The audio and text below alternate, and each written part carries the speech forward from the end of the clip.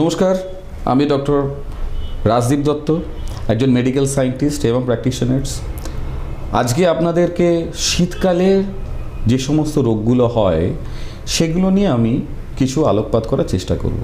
শীতকালে বেসিক্যালি আমাদের সবচেয়ে যে সমস্যা সর্দি কাশি, এটা যেন প্রাদুর্ভাবটা বেড়েই যায়। এবং এখন যা পেশেন্ট আসে আমাদের কাছে, তাতে আমরা বুঝতে পারছি যে শীতকালীন কাশিটা একটা মারাত্মক অবস্থা ধারণ করেছে।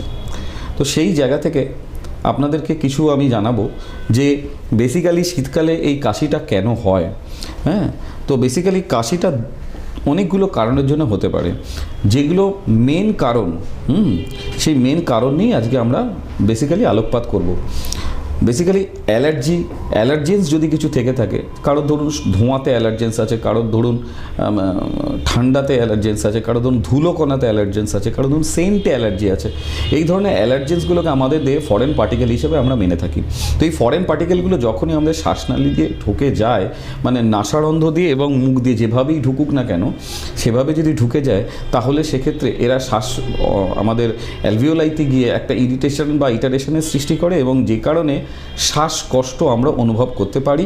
বা সেই শ্বাসকষ্ট না হলেও এই যে ইরিটেশনটা কিন্তু কাশি দিয়ে আমাদের শরীর কিন্তু বাইরে বের করার চেষ্টা করে, এবং যে কারণে তখন ওই কাশিটা হতে থাকে। তো সবার আগে কী করতে হবে, অ্যালার্জেন্সগুলোকে স্টপ করতে হবে। অর্থাৎ আপনার যদি ঠান্ডা ধুলোবালিতে থাকে, আপনি অবশ্যই ধুলোবালিযুক্ত এরিয়াতে যদি আপনি চলেন, তাহলে সবার আগে আপনাকে কিন্তু নাকে মাস্ক দিয়ে যেতে হবে। এছাড়াও ভাইরাল ফ্যাটিনিটির কারণেও হতে পারে। ভাইরাল ফ্যাটিনিটির কারণে যেটা হয় থাকে সাধারণত ইনফ্লুয়েঞ্জা বা মিজেলস। ইনফ্লুয়েঞ্জার ক্ষেত্রে জ্বর আসতে পারে, মিজেলসের ক্ষেত্রে নাও আসতে পারে, আবার ধরুন রাইনাইটিসের ক্ষেত্রেও হতে পারে। এইগুলো থেকে ভাইরাল ফ্যাটিনিটি থেকেও কিন্তু আমাদের শ্বাসনালীর ইরিটেশন আসতে পারে এবং সেখান থেকে কাশি হতে পারে। এছাড়া একটা স্পেশাল কারণ আছে, গ্যাস্ট্রো এসোফেগাল রিফ্লাক্স ডিজিজ। এটা কি না, আমাদের পেটের মধ্যে পাকস্থলীতে যখন অতিরিক্ত পরিমাণ অ্যাসিড বেড়ে যায়, সেই অ্যাসিডটা কী হয়, আমাদের একদম গলা পর্যন্ত চলে আসে এবং সেখান থেকে সে শ্বাসনালীকে এফেক্টেড করে। এবং এই যে এফেক্টটা করছে, এর জন্য আমাদের কিন্তু শ্বাসকষ্ট বা কাশি হতে পারে। তো সেখান থেকে আসছে কিন্তু শ্বাসজনিত রোগ বা কাশি। ঠিক আছে। এছাড়া কীভাবে হতে পারে, অ্যাস্থেমা যেহেতু এটা ক্রনিক হতে পারে, অ্যাস্থেমা থেকেও আপনার কিন্তু কাশি আসতে পারে।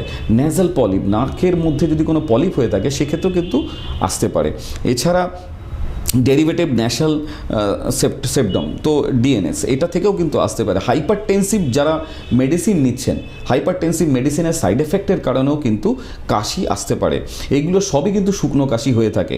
এবং পালমোনারি টিউবারকুলোসিস থেকেও অটোমেটিক্যালি আপনার আসতে পারে কাশি।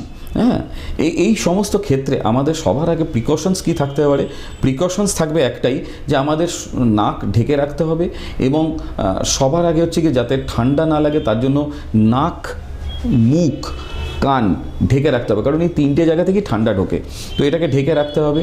এবং তার সাথে সাথে কী করতে হবে, একদম নর্মাল কিছু হলেই সবার আগেই আপনাদের কি করতে হবে না, গরম জল স্টিম করতে হবে, এবং স্টিমে ভালো করে কিন্তু স্টিম ভেপার নিতে হবে, এবং দিনে 3 থেকে 4 বার। একবার নিলে কিন্তু হবে না, তাহলে কিন্তু কোনোভাবেই ঠিক হবে না। দিনে 3 থেকে 4 বার, এবং তার সাথে অবশ্যই নুন ফেলে গার্গেল দিয়ে। এবং যারা হাইপারটেনসিভ মেডিসিন নিচ্ছেন তারা কিন্তু অবশ্যই সল্ট দেবেন না, তারা শুধু গরম জলে গার্গেল করবেন। এইটা করলেই আপনারা ইমিডিয়েট কিন্তু একটা রিল্যাক্স পাবেন। এরপরে এর সাথে আপনারা একটা রেমেডি হিসাবে আমি বলছি, যেহেতু আজকে আমি আপনাদের স্পেশাল কিছু রেমেডি বলতে এসেছি, তো সেই জায়গা থেকে আমি আপনাকে বলছি, কিছু তুলসী পাতা, কিছু ধরুন আপনি আদা নিয়ে নিলেন কিছুটা, এবং কিছুটা গোলমরিচ নিলেন, কিছুটা লবঙ্গ নিলেন, কিছুটা দারচিনি।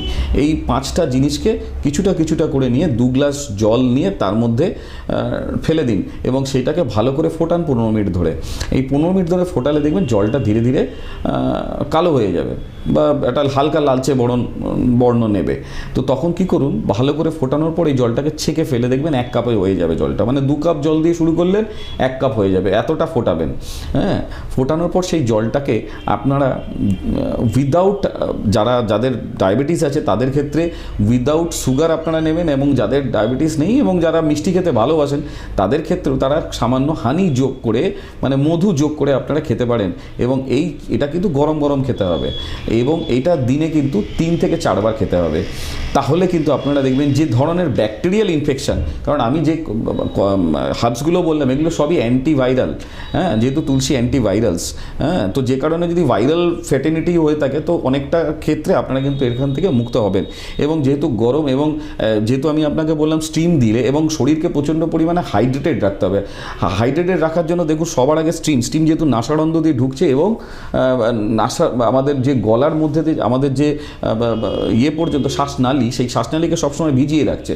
তো ভিজিয়ে রাখলে অটোমেটিক্যালি সেইখানে কিন্তু আপনার কাশি আসাটা অনেকাংশ কমে যাবে। তো যেহেতু এই জন্যই আমি আপনাদেরকে বললাম যে আপনারা গরম জল ফুটিয়ে কিন্তু অবশ্যই সেটা স্টিম ভেপার আপনারা নেবেন এবং তার সাথে হচ্ছে গিয়ে জল খেতে হবে প্রচুর পরিমাণে এবং তার সাথে লেবুর জল অ্যাজ এ সাপ্লিমেন্ট হিসাবে মানে সাইট্রিক অ্যাসিড সাপ্লিমেন্ট হিসাবে আপনারা নিতে পারেন। কারণ এই সময় লেবুর শরবত কিন্তু মারাত্মক কাজ করবে। সাইট্রিক অ্যাসিড যেহেতু ওটাও অ্যান্টিব্যাকটেরিয়াল একটা এফিকেসি আছে, তো যার ফলে ব্যাকটেরিয়া থেকেও হতে পারে, ভাইরাল থেকেও হতে পারে। তো যেহেতু এটা রেমেডিয়াতে কী কারণে হচ্ছে তো ওটা বোঝা যায় না, তো যে কারণে আপনাদেরকে আগে থেকে এটা করলে আপনি অনেকাংশে কিন্তু এখান থেকে গেট রিড হতে পারবেন। এবং আপনারা সবাই সুস্থ থাকুন, ভালো থাকুন এবং R+ নিউজের সাথে থাকুন। আমি আপনাদের সুস্থ জীবন এবং সর্বাঙ্গীন মঙ্গল কামনা করি। আজকের জন্য এইটুকুই। নমস্কার, খুব ভালো থাকবেন। নমস্কার।